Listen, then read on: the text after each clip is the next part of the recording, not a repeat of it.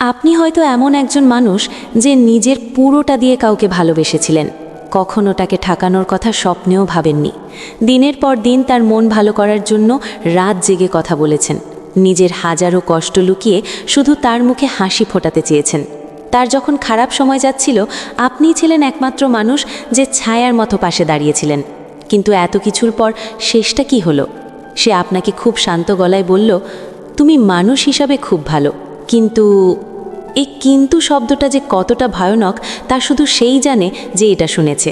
এই একটা কথা একটা জলজ্জান্ত মানুষকে ভেতর থেকে একদম ভেঙে চুরমার করে দেয়।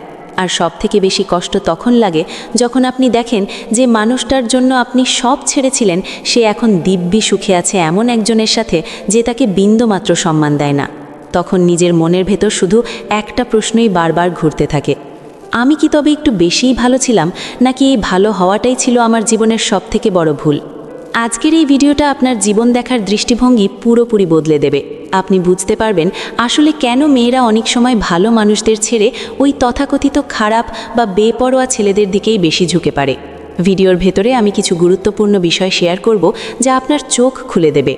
তো মূল আলোচনা শুরু করার আগে আপনাদের কাছে একটা ছোট্ট অনুরোধ, যদি এই কথাগুলো আপনার মনের কোনো কোণে গিয়ে আঘাত করে তবে এক্ষুনি ভিডিওটিতে একটি লাইক দিয়ে দিন, আর আমাদের এই ছোট্ট পরিবারে যুক্ত হতে চ্যানেলটি সাবস্ক্রাইব করে রাখুন।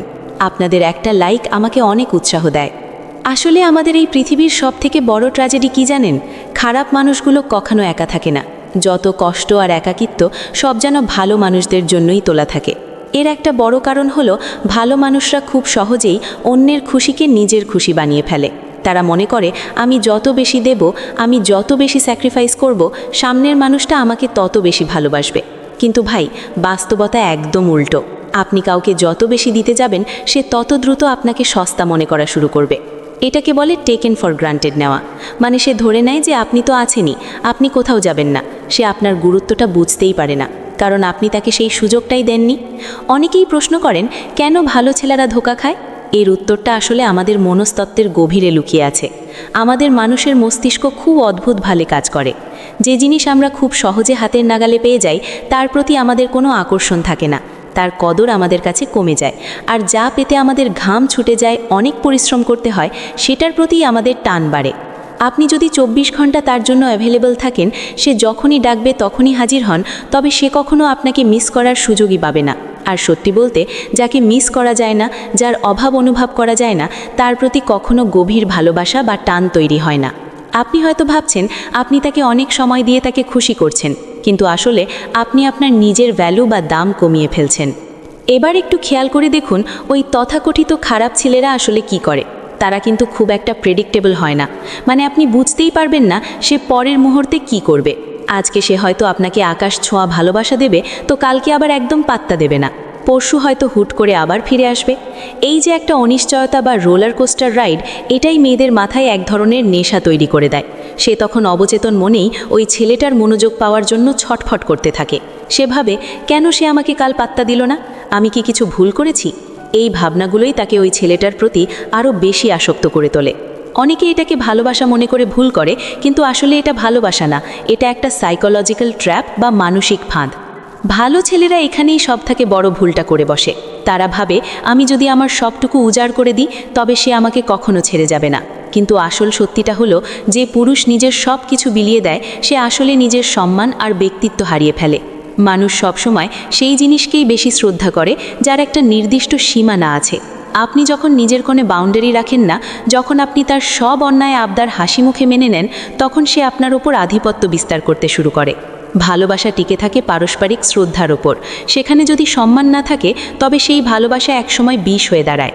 আপনি যদি নিজেকে ছোট করতে থাকেন, নিজের ইচ্ছা অনিচ্ছাকে বিসর্জন দিতে দিতে একদম শেষ হয়ে যান, তবে সামনের মানুষটা আপনাকে বাহবা দেবে না, বরং সে আপনার এই অভ্যাসে অভ্যস্ত হয়ে যাবে। সে ভাববে এটাই আপনার কাজ। খারাপ ছেলেদের সাথে সম্পর্কগুলো কেমন হয় জানেন? অনেক নাটকীয়তায় ভরপুর। এই খুব ঝগড়া হচ্ছে, এই ব্রেকআপ হচ্ছে, আবার কান্নাকাটি করে প্যাচআপ হচ্ছে। এই যে একটা ড্রামা, এটাই অনেক সময় অনেকের কাছে খুব এক্সাইটিং লাগে। মনে হয় জীবনটা যেন একটা সিনেমা। অন্যদিকে ভালো মানুষের সাথে সম্পর্ক হয় খুব শান্ত আর স্থির। সেখানে কোনো হাঙ্গামা নেই, কোনো অনিশ্চয়তা নেই। এটা দীর্ঘ সময়ের জন্য খুব ভালো হলেও সাময়িকভাবে অনেকের কাছে এটা খুব বোরিং বা একঘেয়ে মনে হয়। তারা তখন ভাবে জীবনে বোধহয় থ্রিল নেই, অথচ তারা বুঝতে পারে না যে এই শান্তিটাই আসলে আসল সুখ। একটি কথা খুব তিতা হলেও সত্যি, যে আকর্ষণ কোনো লজিক মানে না।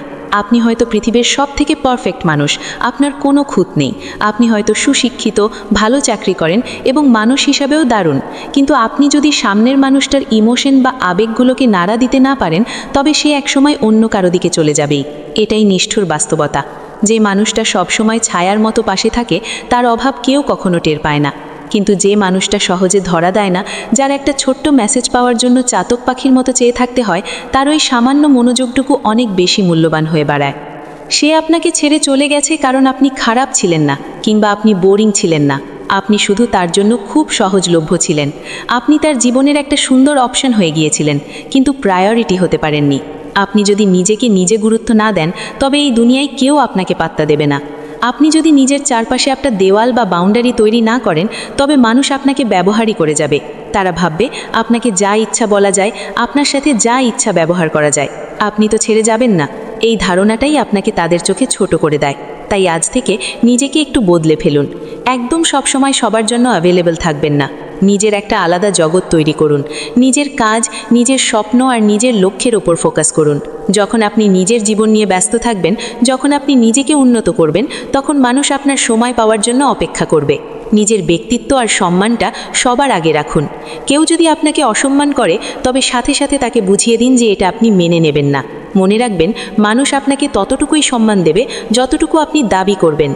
আমি আপনাদের একটা ছোট গল্প বলি, যা শুনলে আপনি পুরো বিষয়টা পানির মতো পরিষ্কার বুঝতে পারবেন। একটা ছেলে ছিল যে একটা মেয়েকে পাগলের মতো ভালোবাসত। মেয়েটার একটা কথা শোনার জন্য সে নিজের সব কাজ ফেলে রেখে বসে থাকত। মেয়েটা যখন যা আবদার করত, ছেলেটা তা পূরণ করার জন্য জান প্রাণ দিয়ে চেষ্টা করত। মেয়েটা ভাবত, এই ছেলেটা তো আমার হাতের মুঠোয়। তাই সে ছেলেটার সাথে খারাপ ব্যবহার করতে শুরু করলো, তাকে ইগনোর করতে শুরু করলো। আর একদিন মেয়েটা তাকে খুব তুচ্ছ মনে করে ছেড়ে চলে গেল। কেন জানেন? কারণ মেয়েটার মনে এই ভয়টা ছিলই না যে সে ওই ছেলেটাকে হারিয়ে ফেলবে। সে জানতো সে যখনই চাইবে ছেলেটাকে ফিরে পাবে। কিন্তু ছেলেটা ভেঙে না পড়ে নিজেকে বদলে ফেলার সিদ্ধান্ত নিল। সে নিজের ক্যারিয়ার নিয়ে ব্যস্ত হয়ে পড়ল, ব্যায়াম শুরু করলো, নতুন নতুন কাজ শিখতে লাগলো। সে বুঝতে পারল যে সে এতকাল নিজের ভ্যালু অন্যের হাতে দিয়ে রেখেছিল।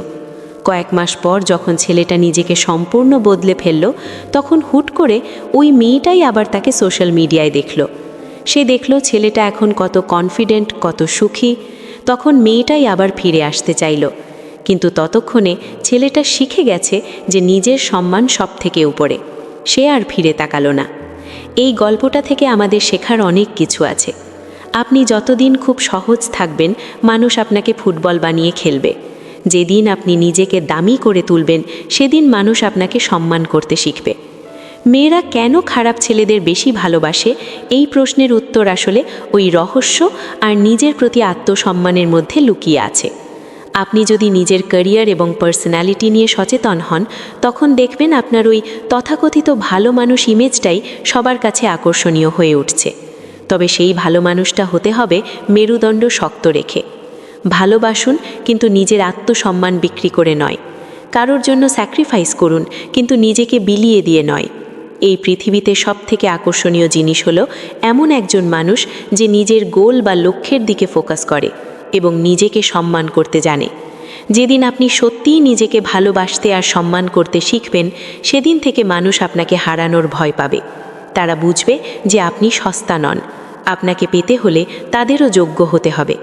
আজকের এই আলোচনা যদি আপনার জীবনের সাথে মিলে যায়, তবে দয়া করে ভিডিওটি আপনার বন্ধুদের সাথে শেয়ার করুন, যারা হয়তো এই মুহূর্তে একই রকম কষ্টের মধ্য দিয়ে যাচ্ছে। আপনার একটি শেয়ার হয়তো কারো জীবন বদলে দিতে পারে। আর অবশ্যই কমেন্টে আমাকে জানান, আপনার সাথেও কি এমনটা কখনো হয়েছে? আপনি কি কখনো কিন্তু শব্দটা শুনেছেন? আমি আপনাদের প্রতিটি কমেন্ট নিজে পড়ার চেষ্টা করি। নিজেকে গড়ুন, নিজের ওপর কাজ করুন এবং নিজের স্বপ্নগুলোকে সত্যি করুন। পৃথিবীটা অনেক বড়, আর আপনি অনেক বেশি মূল্যবান। কারো অবহেলার জন্য নিজেকে শেষ করে দেবেন না। দেখা হবে পরের কোনো এক ভিডিওতে, যেখানে আমি আবার আসব নতুন কোনো জীবনমুখী আলোচনা নিয়ে। ততক্ষণ ভালো থাকবেন, সুস্থ থাকবেন, আর আমাদের চ্যানেলের সাথেই থাকবেন। ধন্যবাদ সবাইকে এতক্ষণ আমার কথাগুলো শোনার জন্য। আমি ছিলাম আপনাদের সাথে।